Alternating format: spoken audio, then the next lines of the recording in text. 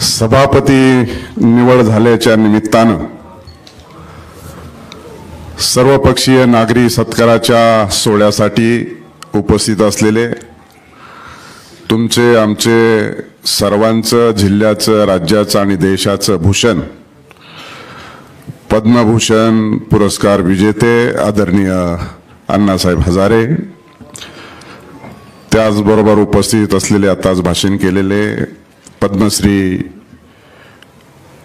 पोपटराव पवार,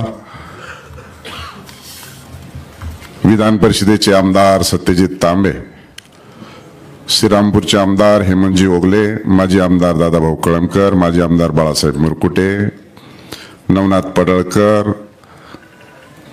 जिल्हाध्यक्ष राजेंद्र तात्या फाळके, राष्ट्रवादी काँग्रेसचे अध्यक्ष जयंतजी वाघ, शिवसेना जिल्हा प्रमुख बाबूसाहेब टायरवाले, राष्ट्रवादी काँग्रेसचे अध्यक्ष अशोक सामंत, जिल्हाध्यक्ष हिंदू राष्ट्र सेना संजय आडोळे, आरपीआयचे अध्यक्ष सुनील साळवे, प्राध्यापक भानुदासजी बेरड, वसंत सेठ लोढा, संभाजी कदम, किरण काळे, शहराध्यक्ष ॲडव्होकेट अभय आगरकर, प्रथम महापौर भगवान फुलसौंदर, करण ससाने, प्राध्यापक मधुकरराव राळेभात, अरुण मुंडे, बाळासाहेब हराळ, सुरेंद्र गांधी, दिलीपजी सातपुते, अशोक खेडकर, सचिन पारखी, डॉक्टर भगवान मुरुमकर, राजेंद्र कोटारी, बाळासाहेब महाडिक, व्यासपीठावर उपस्थित असलेले सर्व सन्मान्य व्यक्ती, सभागृहातील सर्व उपस्थित असलेले बंधू आणि भगिनींनो, पत्रकार मित्र आणि छायाचित्रकार, खरं तर या सत्काराच्या निमित्तानं अनेक जणांनी आपलं मत माझ्या संदर्भामध्ये व्यक्तही केलं, अपेक्षाही व्यक्त केल्या आणि निश्चितच या अपेक्षा व्यक्त करत असताना आपल्या जिल्ह्याला हा स्वातंत्र्य उत्तर काळात चौथ्यांदा बहुमान मिळाला आणि स्वातंत्र्यपूर्व काळ विचारात घेतला तर हा पाचव्यांदा बहुमान मिळाला. फिरोदिया हे मुंबई प्रदेशाचे अध्यक्ष होते, त्यानंतर सूर्यभानजी वहाडणे आणि प्राध्यापक नास फरांदे हे विधान परिषदेचे उपसभापती होते आणि त्यानंतर परत फरांदे सर हे सभापती झाले आणि बाळासाहेब भारदे हे देखील विधानसभेचे अध्यक्ष होते.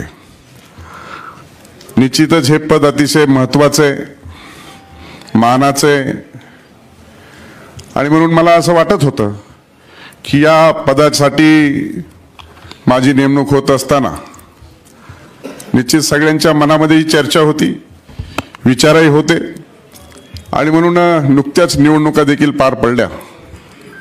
पोपटराव पवारांनी अतिशय चांगल्या पद्धतीने त्याचं वर्णन केलं की लोकसभा आणि विधानसभा संपल्याच्या नंतर जिल्ह्यातील सगळे पक्ष एकत्रित आणून असा हा कार्यक्रम आपण आयोजित केलाय आणि एक चांगला त्याच्यातून संदेश देण्याचं काम देखील केलेलं आहे.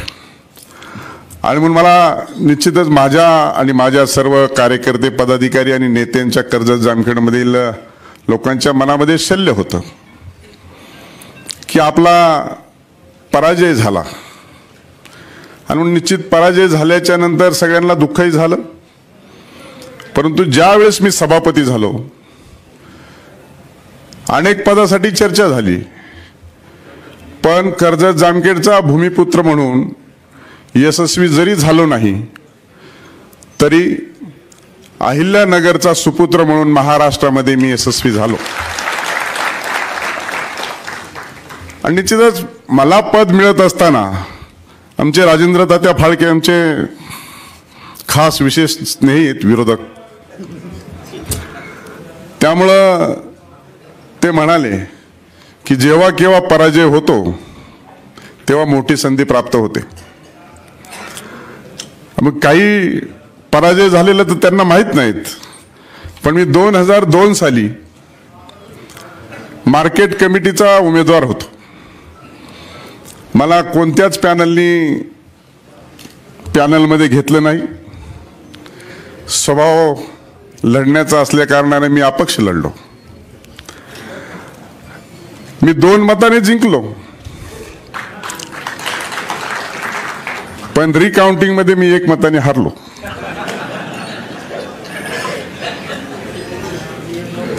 कारण अपक्षाला गाजावाजा करायला, बोबाटा करायला, दबाव आणायला पाठीमागे कोणीच नाही. ज्याचा उमेदवार निवडून येण्याचा होता ते जोरात होते, आणि ज्याचा लांब डिपॉझिट गेलं होतं त्याला तो म्हटला मी तालुक्याचा नेता झालो. आणि म्हणून तात्या म्हटले, तात्या हा फक्त तुमच्या माझ्या लढाईत झालेलाच तुमचा प्रसंग लक्षात राहिला. 19ला पराजय झालो, विधान परिषदेचा आमदार झालो. 24ला पराजय झाल्याच्या नंतर सभेच्या आणि विधान परिषदेच्या दोन्ही सभागृहाचा सुप्रीम पॉवर विधान परिषद किंवा विधिमंडळाच्या परिसरामधली सुप्रीम पॉवर जी आहे त्या चेअरवर जाऊन मी बसलो. लोक म्हणले देवाचं काही खरं नाही, पण माझी अपार आणि नितांत श्रद्धा आहे. देवाचं अर्धवट जरी खरं नसलं तरी देवाभाऊचं पूर्ण खरं झालं. त्यामुळं नेतृत्वाच्या प्रती श्रद्धा आणि निष्ठा असली की अडचण येण्याचं कारणच नाही. आणि म्हणून 19ला जरी हारलो तरी मंत्रिपदाच्या चर्चेत होतो. 24ला हरल्याच्या नंतर देखील मंत्रिपदाच्या आणि प्रदेशाध्यक्षाच्या आणि सभापतीच्या चर्चेत होतो. याच संकुलामध्ये विद्यमान प्रदेशाचे अध्यक्ष बावनकुळे साहेबांनी सांगितलं आढावा बैठकीमध्ये की राम शिंदेच अध्यक्ष होणार होते, पण मी अध्यक्ष झालो. माझ्या जिल्ह्यात येऊन अशी कबुली त्यांनी दिली. आणि 14 पासून 24 पर्यंत प्रदेशाध्यक्षाला नाव चर्चेत आहे, पण कोणतंही पद मला मिळताना सहजासहजी मिळत नाही. मी 22ला आमदार झाल्याच्या नंतर त्याच दिवशी महाविकास आघाडी सरकार कोसळलं आणि महायुतीचं सरकार आलं. आणि निश्चितच तात्काळ बहुमताच्या जवळ होतो आम्ही. आणि मी मंत्री होणार, सभापती होणार, काहीतरी होणार. पण सभापती व्हायला 2.5 वर्षे लागले. कारण कोणतीच गोष्ट सहजासहजी मिळत नाही हे माझ्या पत्रिकेत लिहिले असं वाटतं. त्याचं कारण तुम्हाला मी 2004चं सांगितलं. आणि निश्चित स्वरूपामध्ये मी तालुक्याचा अध्यक्ष पक्षात काम करायला लागल्याच्या नंतर 4 वेळा इच्छुक होऊन मी मला पक्षाचा अध्यक्ष होता आला नाही. मी 4थ्या वेळेस अध्यक्ष झालो. 96 साली 97 साली मी पंचायत समितीची निवडणूक लढवली मानपत्रामध्ये, आता आपण वाचलं. पण मी 2006 साली तालुक्याचा अध्यक्ष झालो. पण 2004 पर्यंत मला कुठलंही पक्षाचं पद नव्हतं. मी राज्याचा युवा मोर्चाचा उपाध्यक्ष झालो, त्याच्यानंतर जिल्ह्याचा चिटणीस झालो, त्याच्यानंतर 2006 मध्ये तालुक्याचा अध्यक्ष झालो. आणि जसा तालुक्याचा अध्यक्ष झालो सरपंचाच्या नंतर, त्यावेळेस मिसेस 2007ला सभापती झाली.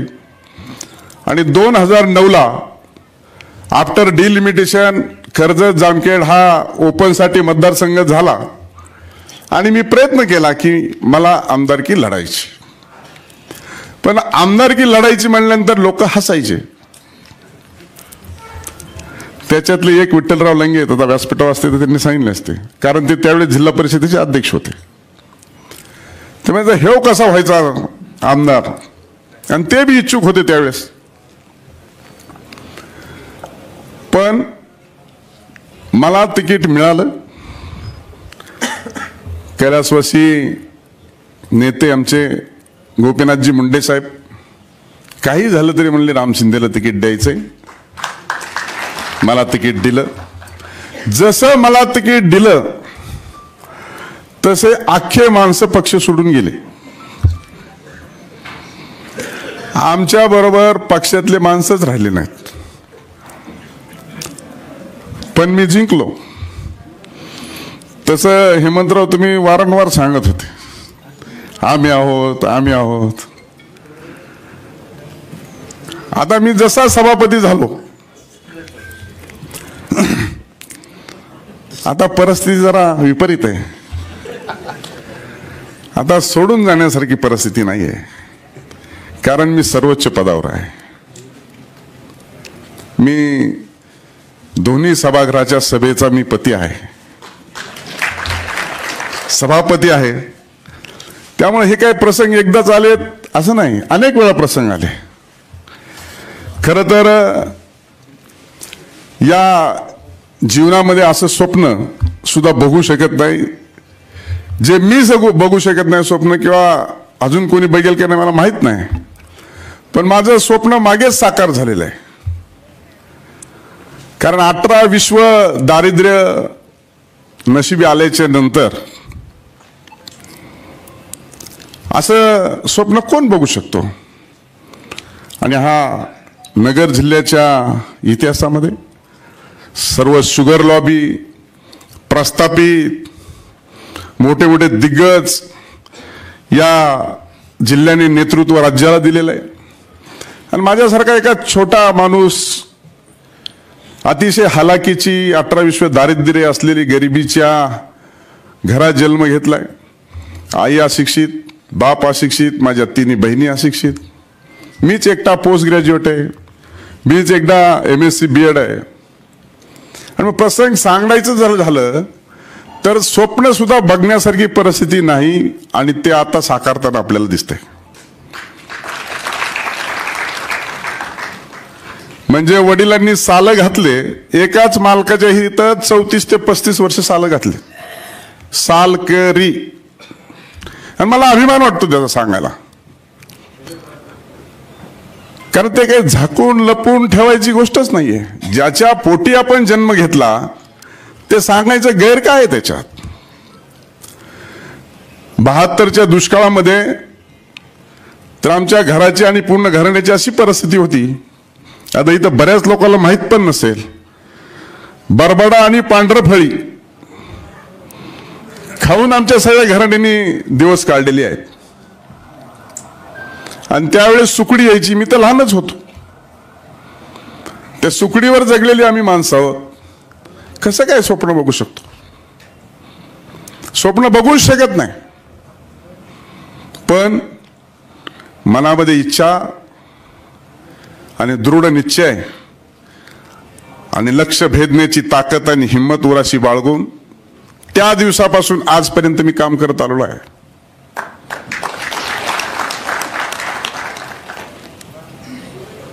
काही प्रसंग तर असे आहेत, काही मोजकेच प्रसंग सांगेल. मी ज्यावेळेस आमच्या मामाच्या गावाला चाललो होतो लहानपणी, मामाच्या गावाला जात असताना उन्हाळ्याचे दिवस होते, पायी भाजत होते, आणि मी ते गवताचे बेट असतात कच्च्या रस्त्यावरती, त्या गवतावरून ह्या गवता उडी मारायचो. का तर पाय भाजू नये म्हणून. आईने बघितलं, पदर फाडला आणि पायाला गुंडाळला.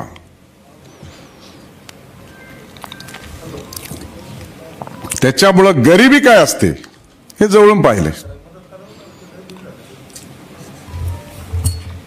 आणि निश्चितच या गरिबीच्या संदर्भामध्ये विचार करत असताना ज्यावेळेस अशा सगळ्या प्रसंगाला आपण तोंड देतो जातो, मला वाटतं माझ्या अगोदरच्या व्यक्तींनी देखील सांगितलं की आमच्या डोक्यात कधी सत्ता गेली नाही.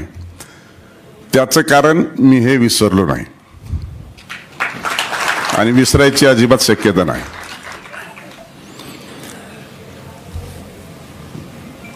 आणि म्हणून खऱ्या अर्थानं अण्णासाहेब डांगे जर चोंडीला आले नसते आणि चोंडीचा विकास करायचा जर ठरवलं नसता तर कदाचित मी इथपर्यंत आलो नसतो. 1995 साली मनोहर जोशी आणि उपमुख्यमंत्री गोपीनाथजी मुंडे साहेब आले, ग्रामविकास मंत्री म्हणून अण्णासाहेब डांगे आले. मी नुकताच पोस्ट ग्रॅज्युएट झालो होतो, चोंडी विकास प्रकल्प हाती घेतला होता आणि अतिशय चांगल्या पद्धतीने काम करणारा, पळणारा, धावणारा, सकारात्मक कार्यकर्ता एक तरुण त्यांच्या नजरेमध्ये भरलो आणि त्यांनी मला सांगितलं की तुला हे करायचंय. मी का करायचंय, कशासाठी करायचंय, याच्यातून काय होणार आहे, मी शिक्षण घेतलंय, माझ्या शिक्षणाचं काय होणार आहे, काही विचार आचार न करता मी धावत आणि पळतच राहिलो. त्यानंतर सरपंच झाल्याच्या नंतर अतिशय बिकट परिस्थिती निर्माण झाली आणि मला असं वाटलं की पुण्यश्लोक अहिल्यादेवी होळकरांना त्यांच्या माहेरच्या कुळात दुसरा कुणीच सापडला नाही, मीच सापडलो का. पोस्ट ग्रॅज्युएट होऊन सुद्धा मलाच या कामाला लावलं आणि माझ्यावर किती बिकट परिस्थिती आली असा माझ्या एकदा मनामध्ये प्रश्न आला. पण बघा परिस्थिती कशी आहे. पुण्यश्लोक अहिल्यादेवी होळकरांचं त्रिशताब्दी जन्मवर्ष आहे. त्यांच्या माहेरचा कुळातला महाराष्ट्राच्या राज्यात सर्वोच्च पदावर जाण्याचा मान स्वातंत्र्य उत्तर काळात पहिल्यांदा मिळाला आणि देशात धनगर समाजाला हा पहिल्यांदा मान मिळाला संविधानिक आणि पीठासीन अधिकारी म्हणून. 7 तारखेला या देशाचे पंतप्रधान, राष्ट्रपती, गृहमंत्री, उपराष्ट्रपती यांना 6 आणि 7 ला आता मी भेटायला जाणार आहे. त्यामुळे कधी कोणचं स्वप्न न बघितलेला माणूस आणि कधी बारीक मधल्या बारीक माणसाला मी कधी विसरलो नाही.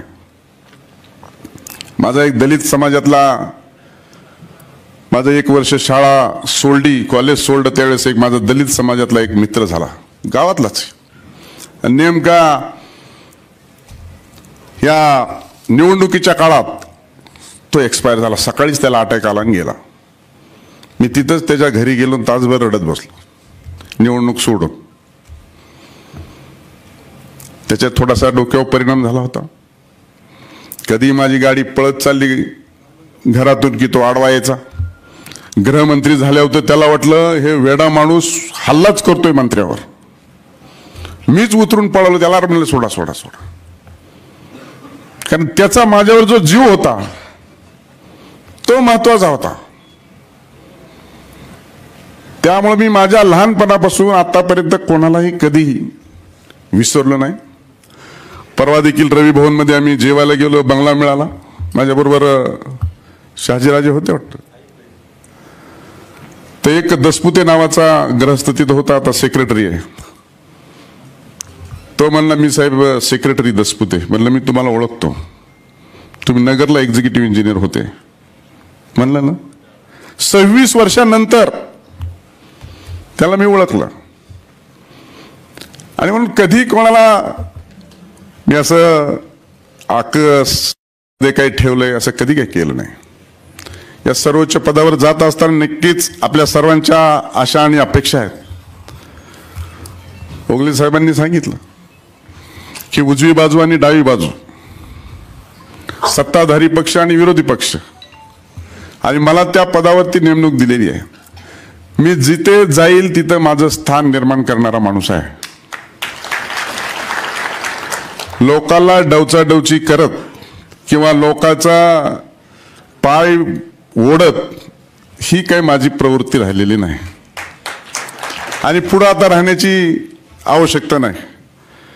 त्यामुळं खऱ्या अर्थानं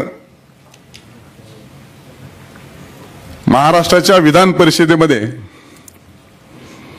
निर्मिती झाल्याच्या नंतर मी 15वा सभापती आहे. या 15 सभापतीचा इतिहास आहे की बिनविरोध अनेक निवडणुका झाल्या.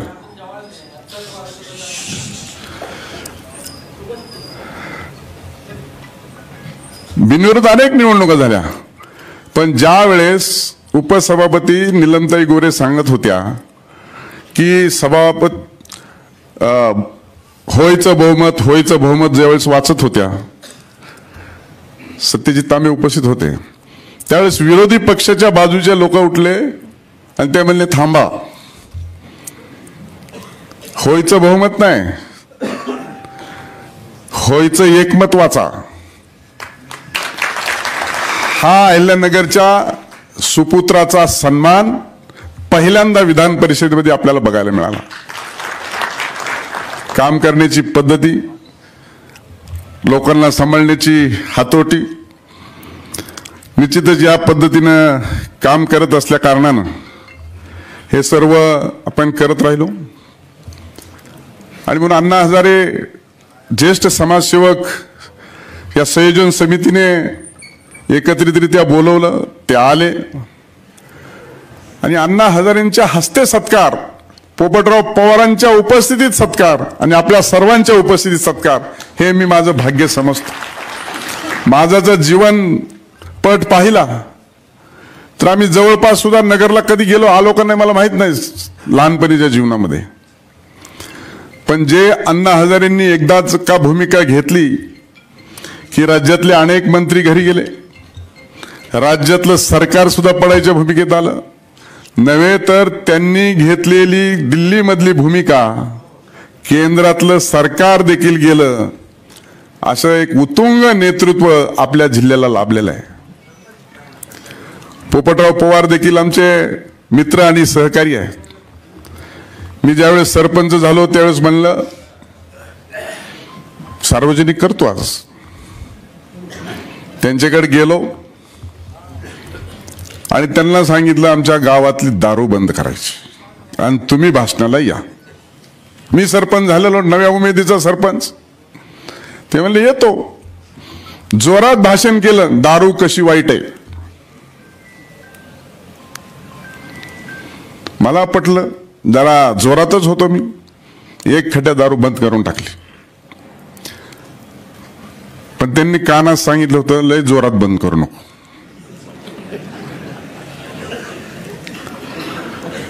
मी म्हणलं आता करून तर टाकली, आता कसं होतंय बघतो चालू.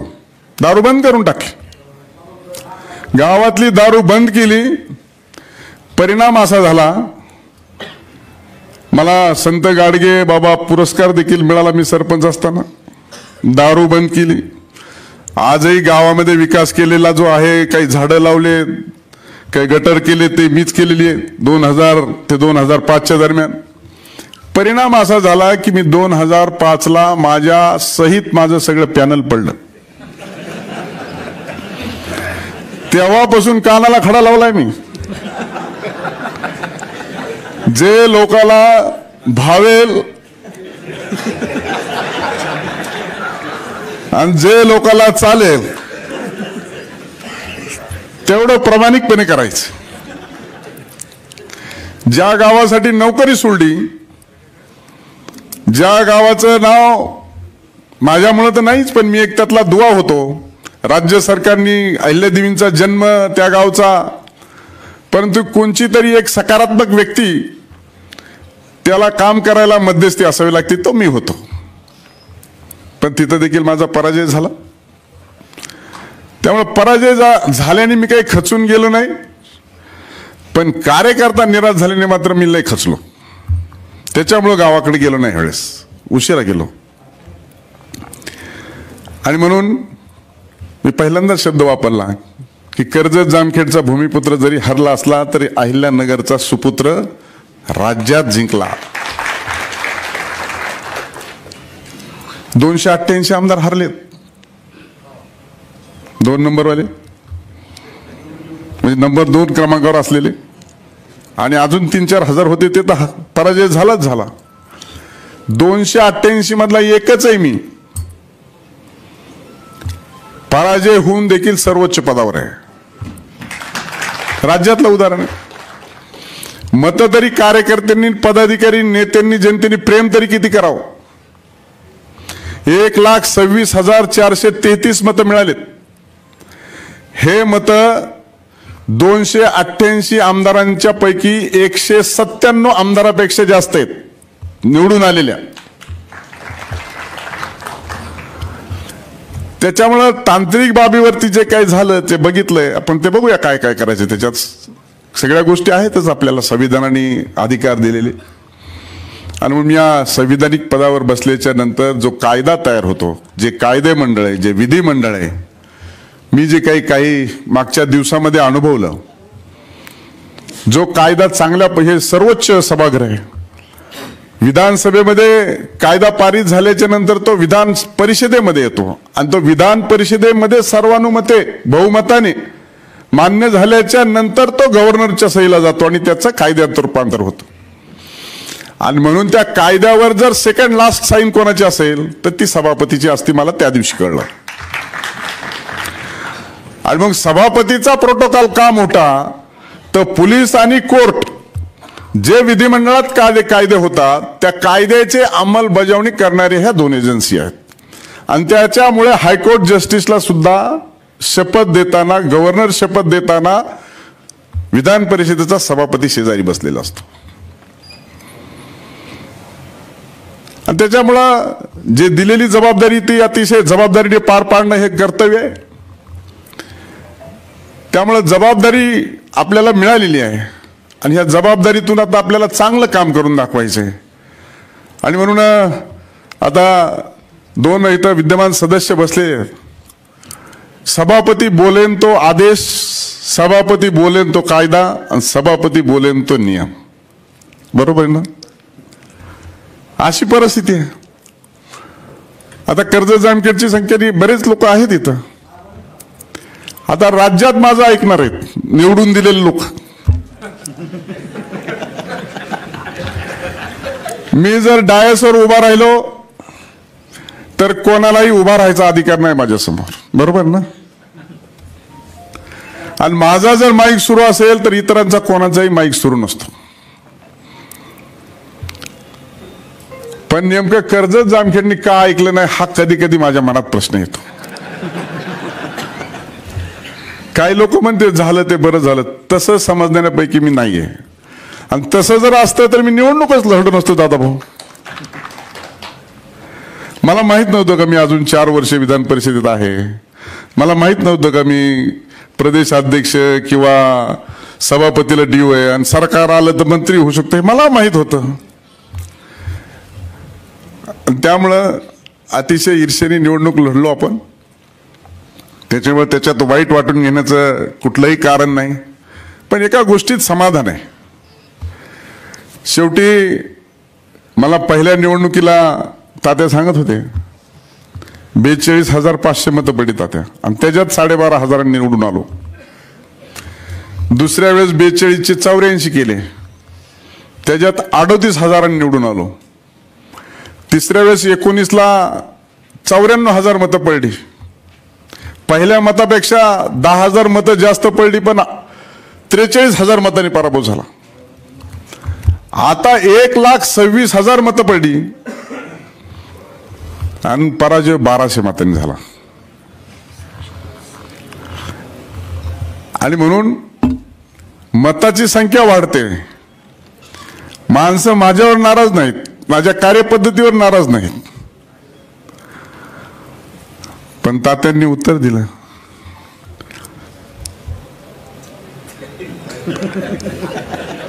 मतदारसंघात कुणी सापडलं नाही, जिल्ह्यात कुणी सापडलं नाही, बाहेरून योजना आणली. कुणाला सुख आणि समाधान नाही.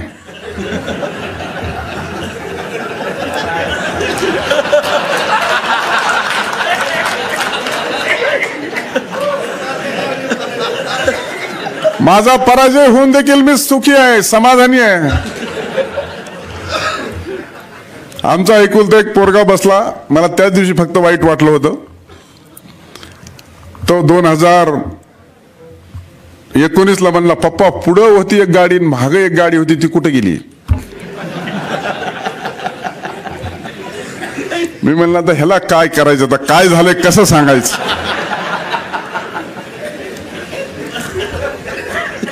मी त्याला नागपूरला गेल्यानंतर ते आसनावर बसवायची होती दिवस, त्या दिवशी त्यांना बोलवलं होतं.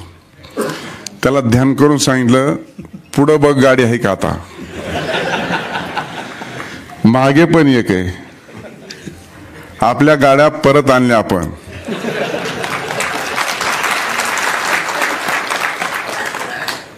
त्याच्या काही नॉलेज मध्ये नाही, जीत आहे का हार आहे का ते कळलं ते त्याला थोडंफार. पण शेवटी निवडणूक ही निवडणूक असते. त्याच्यामुळे सरपंचापासून इथपर्यंत आलो. मी तुम्हाला सांगितलं की मी ज्या पदावर जातो त्या पदावरती माझं स्थान निर्माण करतो. देवेंद्रजी फडणवीस यांच्या मंत्रिमंडळामध्ये मी एकमेव मंत्री असा आहे की तो राज्यमंत्र्याचा मंत्री झाला. दुसरा राज्यमंत्र्याचा मंत्री झाला नाही. मी एकमेव आहे. त्यामुळे आपण आता या जिल्ह्याच्या राजकारणामध्ये कोणी काय म्हणतं, राम शिंदेला काय आता ते खूप हायकोर्ट सारखं असतं, पक्षाचं बोलताच येत नसतं, ते मिटिंगलाच येत नसतात, ते काही सांगतच नसतात. सगळं जमतं. तुमच्या माहितीसाठी सांगतो, मी सांगल तो आदेश आणि बोलेल तो कायदा आहे. म्हणजे काय जमत नसतं. आणि माझा CR लिहायचा अधिकार नाही. आहे का कोणाला अधिकार? लिहिलं तर नेतृत्व, ते पण चुकल्यावर लिहिणार. आता ह्याच्यात काय चुकतंय का? काहीच नाही चुका. त्यामुळे सगळं जमतं आपल्याला. जमत असं काही नाहीच आहे. मला पण वाटलं मंत्री होऊन, आता किती मंत्री? 42. कोणाला गाडी तर कोणाला सिक्युरिटी नाही. गाडी आणि सिक्युरिटी आहे तर त्याला ऑफिस नाही. ऑफिस आहे तर राहायला बंगला नाही. कारण 42 मंत्री कधीच नव्हते बाबूशेठ आपल्याकडे. आता एवढे मंत्री झाले. ज्या दिवशी सभापती झालो त्याच दिवशी तोंडी आदेश काढले. उद्याच्याला म्हणलं ऑफिसाचं डिमॉलिशन करून नवीन ऑफिसचं रिन्युएशन चालू करा. आदेश दिलेत. 25 फेब्रुवारीला पूर्ण ऑफिस तयार होईल. जे की त्या विधिमंडळाच्या प्रिमायसिसमध्ये किंवा त्या बिल्डिंगमध्ये सर्वात मोठं ऑफिस हे सभापतीचं आहे. कारण सभापतीकडे मुख्यमंत्र्यासहित सगळ्यांना मिटिंगला यावं लागतं, त्याच्यासाठी ते मोठं ऑफिस आहे. बाकीचं काही सांगत नाही मी. एवढं मोठं ऑफिस आहे. आणि दादा भाऊ बंगला कोणता आहे माझा? ज्ञानेश्वरी. मी मागितला नव्हता, दुसऱ्याला मागून मिळाला. ज्ञानेश्वरी बंगला मिळालाय. त्याच्यात फक्त मी म्हणलं कुठे द्या, माझं काय मागणीच नाही. तर तुम्ही कुणी आले मुंबईला आणि तुम्हाला मुख्यमंत्र्याला भेटावं वाटलं आणि लवकर आत नाही सोडलं तर ज्ञानेश्वरीमध्ये थांबायला जागा आहे सगळ्याला. इतका जवळ येतो. शेजारी आहे. नगरवाल्यासारख्यांनी जी काही गेटवर वाट बघायची गरज नाही. आपल्या शेजारी बसा, चहा पाणी नाश्ता घ्या आणि अपॉइंटमेंट मिळाली की जावा. असा माननीय मुख्यमंत्री देवेंद्रजी फडणवीस साहेबांनी आपल्याला बंगल्याची व्यवस्था केली.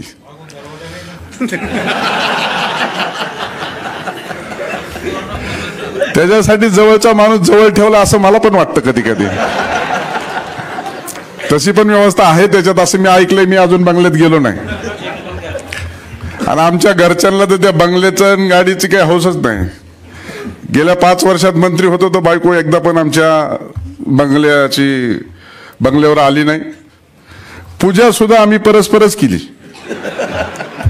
ती आहे म्हणून सांगतोय आता. एकट्यानेच केली, सुपारी कमराला ठेवून.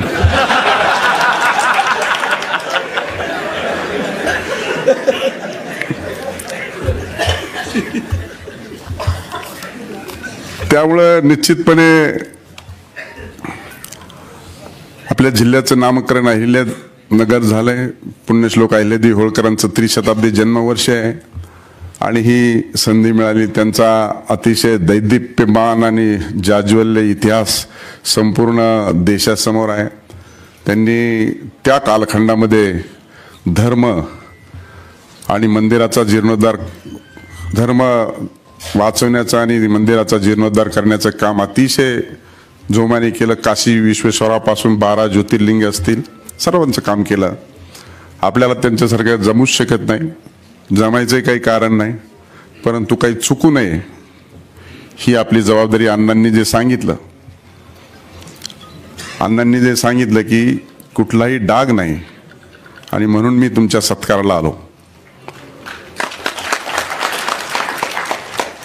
मी माहिती घेतली.